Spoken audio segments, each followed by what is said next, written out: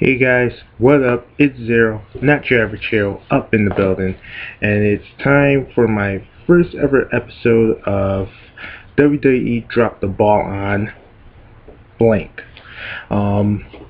This is something I've been wanting to do for a long time, and the fact that I got everything straightened out with my webcam, I'm just trying to get used to this computer and everything. So by the way, this hoodie, this little getup, it's fucking freezing. It's fucking freezing. I got my heat on and everything, and it's still cold. So yeah, this is gonna stay on. Okay, so for my first episode, let's get started. Okay, so for my first episode, WWE dropped the ball on Drew McIntyre. It really burns inside seeing Drew McIntyre with 3MB. With a 3-man bell. Get that shit out of here. Don't know why I want to see Drew McIntyre. Everybody expected Drew McIntyre as the chosen one. Oh, he's definitely a chosen one, alright. He's a chosen one who won the jobbing bitches in all of WWE. With a guy like Heath Slater, he's a jobber, but something tells me he could be in the Hall of Fame for being one of the best jobbers of all time. Jinder Mahal, soon, very soon, he's gonna leave WWE. I can guarantee that. But then Drew McIntyre, are you serious? Let me go through the history. This is something I'm going to do with the series. I'm going to talk about the history, what WWE can do with them, or what I would do.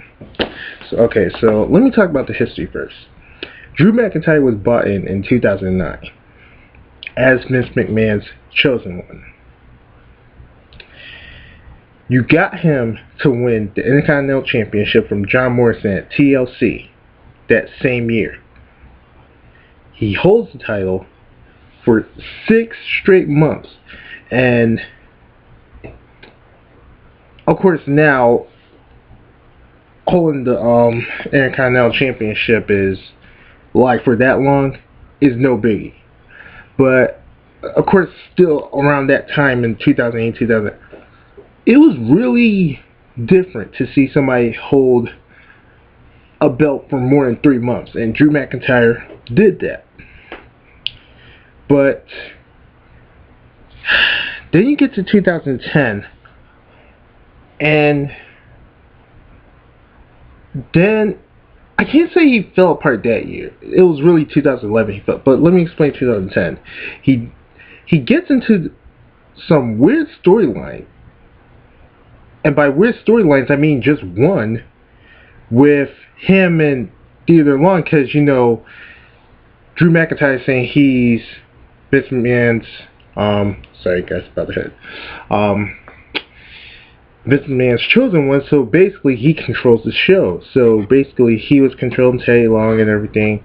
He was saying, "Get on your knees, Teddy," and sound like some gay ass fucking porn. Anyway, no. Not I'm playing, I'm sorry. I'm playing. But then after that storyline, then you got him teaming up with Cody Rhodes, who was dashing Cody Rhodes at the time, win the tag team championship. They dropped the belts to who were they? Who did they drop the belts to?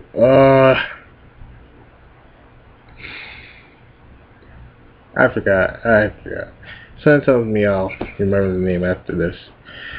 And then you got him slowly, very slowly turning face, you know, with him and Kelly. And then almost the whole year of 2011, we don't really see Drew McIntyre that much, or as much as we thought we would. As a matter of fact, we would see him on Superstars, whatever, but never on Raw or SmackDown. He just basically just disappeared. And then of course, once there was an episode of Superstars where Drew McIntyre was really finally fighting, and looked like he was having the face turn since everybody was cheering, everybody was rooting Drew But then of course in 2012, as a matter of fact, surprisingly, like 2 weeks after that Superstars episode, you get the birth of 3MB, and that's where Drew McIntyre's been the whole time.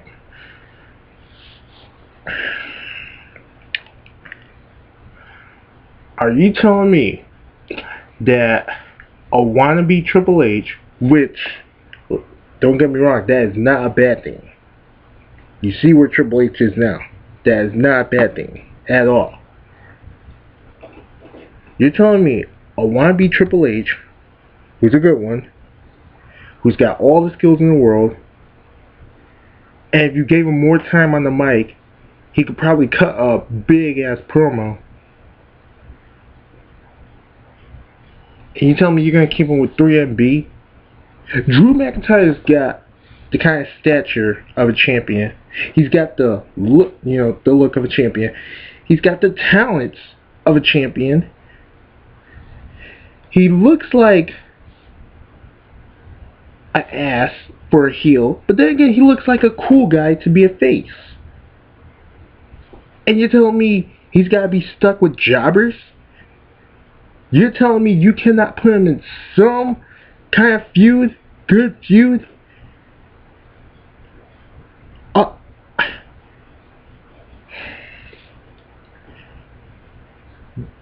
Okay, now here's what I would do to change the Drew McIntyre character from here. I would turn him face immediately. Immediately. There's no other way. Well, there's another way, but I'm afraid it won't work. My face way, though, is this.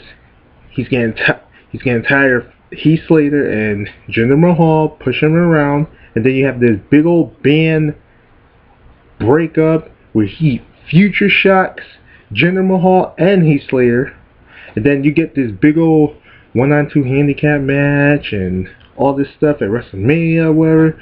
And then you get him to do some big storylines, like with, hell.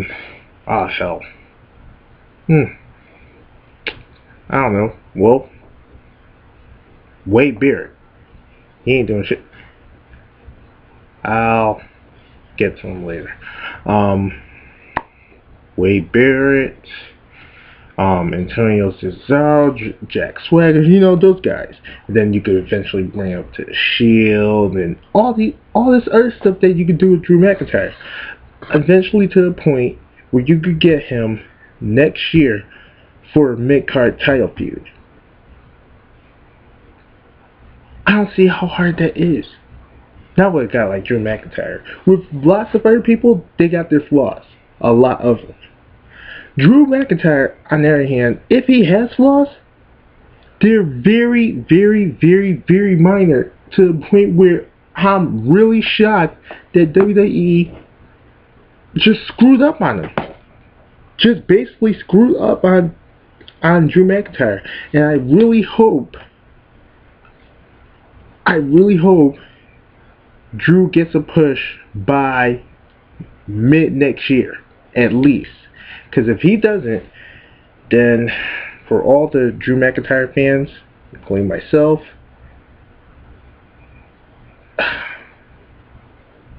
sorry to say, he's not going to get another chance.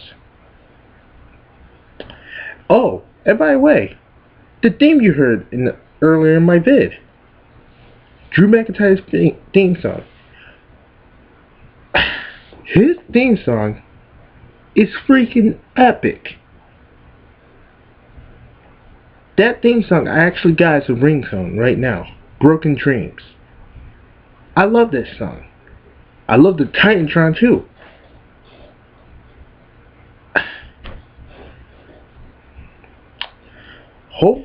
I'll tell you what. Drew McIntyre needs a future shock himself, just to see how his future is going to look like if he doesn't do something about this. Because I feel like WWE will do something with Drew if he steps up, if he says something. Sometimes you can't let WWE just say, oh yeah, we're going to get... Sometimes you got to stand up and say, hey, I know you guys been overlooking me. I know you guys been... But I feel like I could be your breadwinner. I feel like I could step up to the plate and be your next top heel or top face. Well, third top face next to CM Punk and John Cena. And I really hope that happens because I'm a big fan of Drew McIntyre. I have been since 2009. I've seen how this guy can work in the ring, especially against someone like John Morrison, and that match was epic. I hope you guys actually go back to that TLC 2009 Intercontinental Championship match. That match was awesome. If not, I'll put the link in the description. The match was awesome. You guys gotta check it out yourselves. But if Drew, I hope something happens real fast to him, because if not, then they just dropped the ball, a big one at that. Okay, guys, that's enough of this episode. Tell me what you guys tell me if you guys like it, if you do, if you don't, or whatever. And I'll try to do more of these because I actually got more wrestlers I want to do. As a matter of fact, a wrestler I just mentioned in this video. But yes,